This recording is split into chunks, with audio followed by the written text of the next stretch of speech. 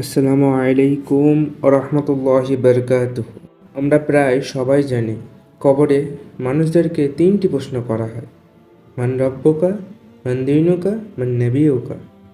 কিন্তু আপনি কি জানেন মুমিন বান্দাদের উপর আরেকটি প্রশ্ন করা হয় যা 90% মানুষেরা জানেই না। সেই হাদিস অনুযায়ী কবরে মুনকার ও নাকির ফেরেশতা এসে তিনটি প্রশ্ন জিজ্ঞাসা করে, মান রব্বুকা, তোমার রবকে, মান দিনুকা, তোমার দিনকে, মান নবিয়ুকা, তোমার নবীকে।